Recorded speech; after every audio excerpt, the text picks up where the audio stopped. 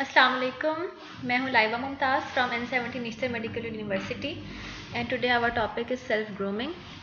अब हम सबसे पहले तो ये देखेंगे कि हम सेल्फ ग्रूमिंग की बात क्यों कर रहे हैं, क्योंकि जब बच्चा एफएससी में होता है तो वो अपने ऊपर इतना फोकस नहीं कर रहा होता। अगर उसके पास चॉइस हो कि मैंने अच्छा पहनना है या अच्छा पढ़ना है तो वो डेफिनेटली अच्छा पढ़ने को चूज़ करता है। मगर अब आप यूनिवर्सिटी में आ गए, यहाँ पढ़ाई भी होगी डेफिनेटली, लेकिन साथ साथ आपके पास इतना टाइम होगा कि आप अपने ऊपर फोकस कर सकें, अपने लुक्स के ऊपर, अपनी ड्रेसिंग के ऊपर।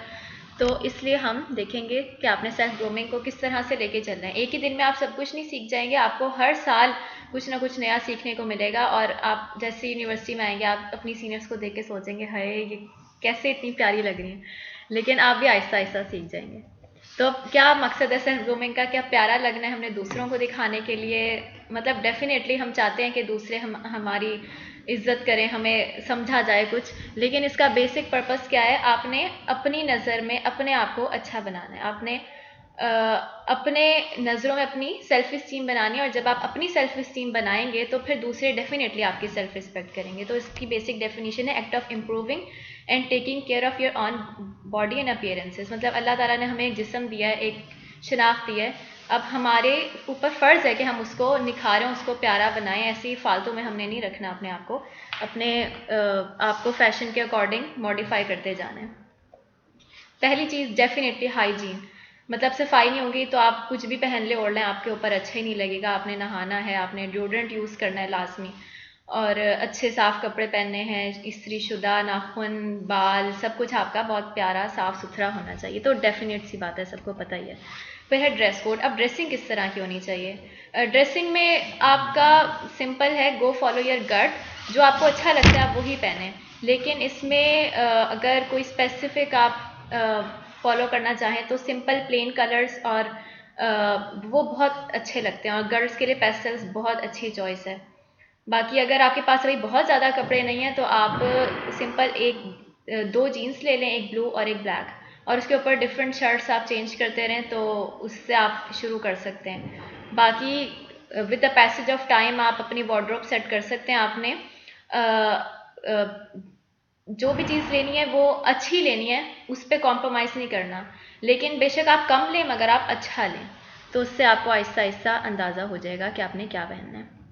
शूज़, शूज़ आपकी पर्सनैलिटी का बहुत बड़ा हिस्सा है। अक्सर लोग शूज़ के ऊपर बिल्कुल भी नहीं करते फोकस, लेकिन शूज़ आपकी पर्सनैलिटी को डिफ़ाइन कर रहे होते हैं। आपने अच्छे जूते पहनने हैं, साफ़ सुथरे।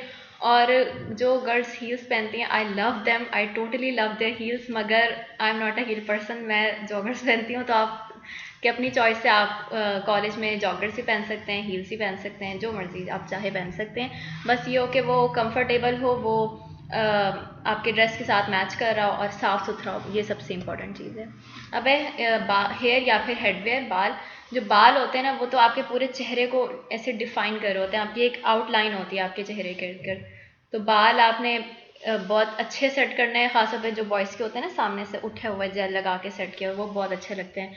और गर्ल्स में भी आपने वॉल्यूम देना है अपने बालों को, और अगर वॉल्यूम नहीं है तो वो जो सामने से कुछ स्टैंड्स निकले होते हैं वो बहुत अच्छे लगते हैं। और अगर हेडवेयर है तो बॉयज़ के लिए ये है कि अगर वो अपना हेड कवर करना चाहते हैं तो वो नमाज वाली टोपी की बजाय पी कैप को चूज़ करें या कोई और, क्योंकि उससे बहुत ज़्यादा फ़र्क पड़ता है।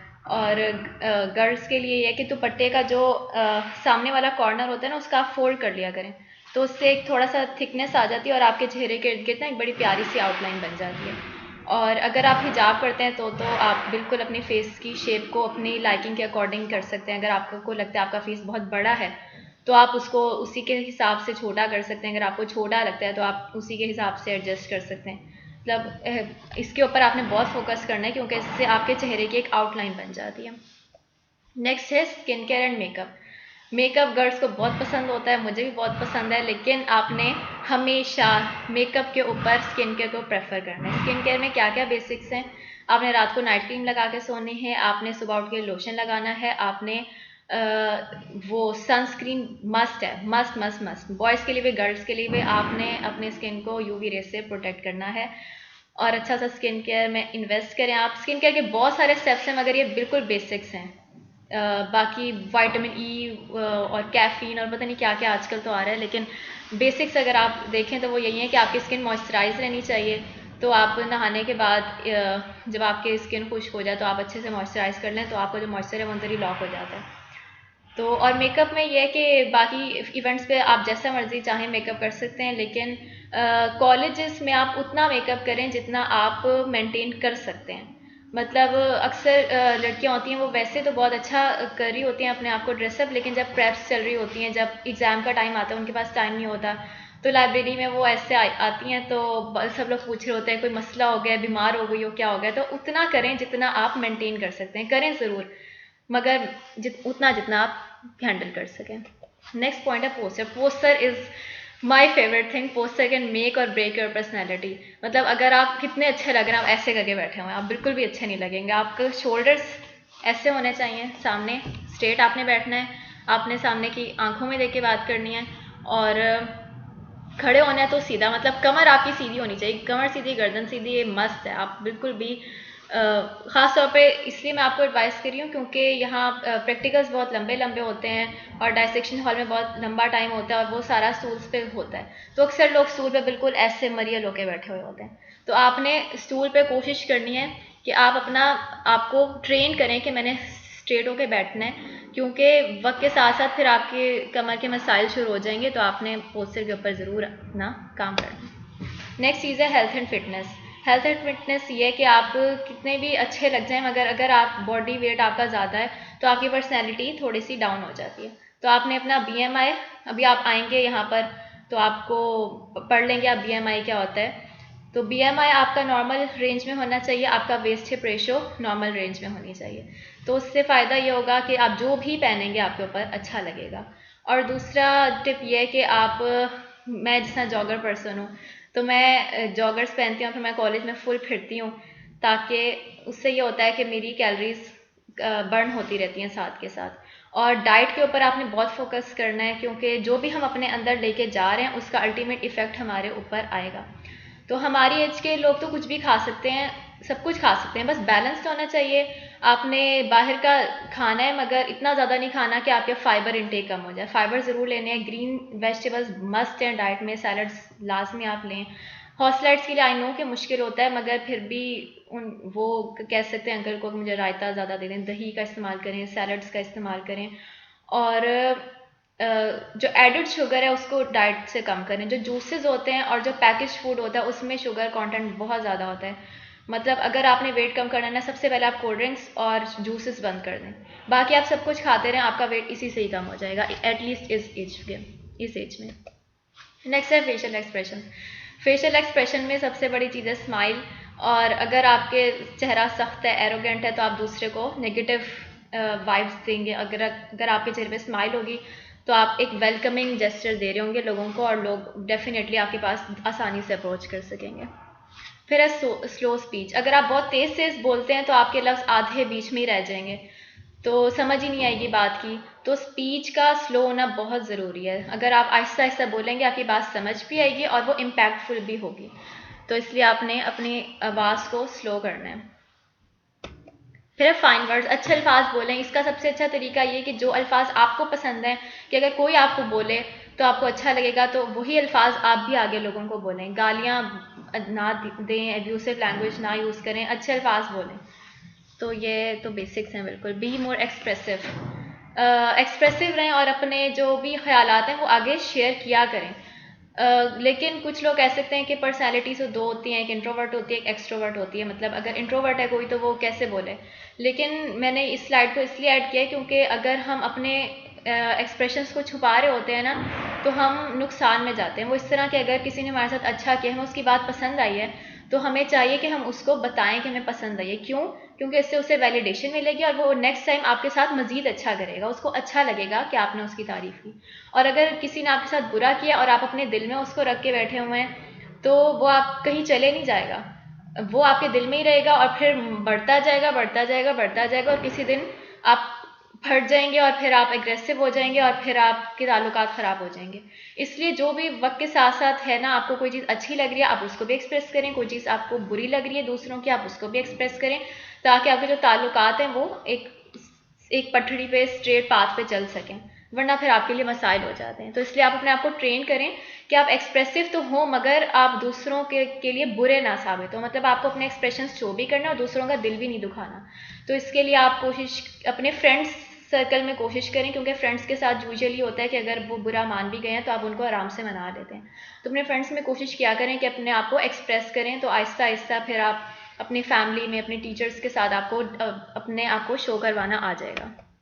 बी मोर वेलकमिंग, ये उसी जो मैंने पहले बात की है उसी का एक अगला स्टेप है कि आपने एक्सप्रेस तो करना है अपने आप को, मगर आपने दूसरों को ये जेस्चर नहीं देना कि अगर वो आपसे बात भी कर लेंगे तो आपको उनकी बात बुरी लग जाएगी। आपने उनको छोटी छोटी बातों के लिए अप्रिशिएट करना है और कम से कम आपने उनको क्रिटिसाइज करना है। तो इससे आप दूसरों के साथ एक बहुत अच्छे ताल्लुकात में रह सकते हैं। हैव अ स्किल, ये मैंने इसलिए ऐड किया है क्योंकि इंसान के अंदर हर इंसान यूनिक होता है, हर इंसान के अंदर बहुत सारे स्किल सेट्स होते हैं। तो अपनी स्किल को पहचानना और उसको शो करना क्यों ज़रूरी है, क्योंकि इससे आपके अंदर कॉन्फिडेंस पैदा होता है। मतलब इंशाल्लाह डॉक्टर तो आप सब बन ही जाएंगे, मगर उसके साथ कोई एक चीज़ होनी चाहिए जो आपको ये बताए कि ये चीज़ मुझे दूसरों से अलग करती है, ये चीज़ मेरी आइडेंटिटी है। तो उससे आपके अंदर इतना एक कॉन्फिडेंस आएगा, और जब दूसरे उस स्किल की वजह से आपको अप्रोच करेंगे तो आपको अपने ऊपर इतना एतमाद आएगा, तो आपकी अपनी नज़र में वैल्यू बढ़ेगी। और जब आपकी अपनी नज़र में वैल्यू बढ़ती है तो फिर आपको दूसरों से वैलिडेशन की ज़रूरत नहीं रहती। आपको पता होता है कि मैं ठीक हूँ और मैं खुद बहुत कुछ कर सकता हूँ, मुझे दूसरों की ज़रूरत नहीं है। मॉरल वैल्यूज़ और बाउंड्रीज तो मस्ट है किसी भी इंसान की ज़िंदगी में।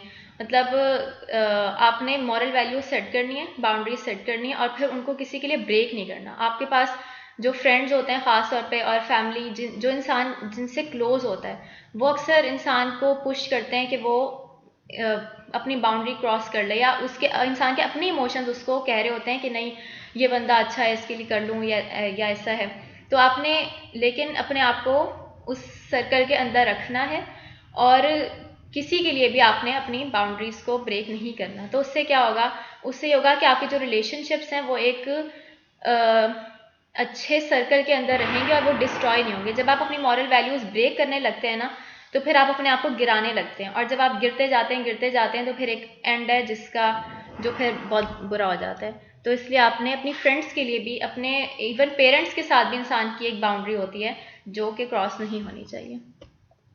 ओके, तो अब इतनी लंबी हमने बात की कि सेल्फ ग्रूमिंग क्यों ज़रूरी है, तो मैंने लास्ट में मोस्ट इम्पॉर्टेंट पॉइंट डाला है कि क्यों ज़रूरी है, क्योंकि Allah is beautiful and he loves beauty.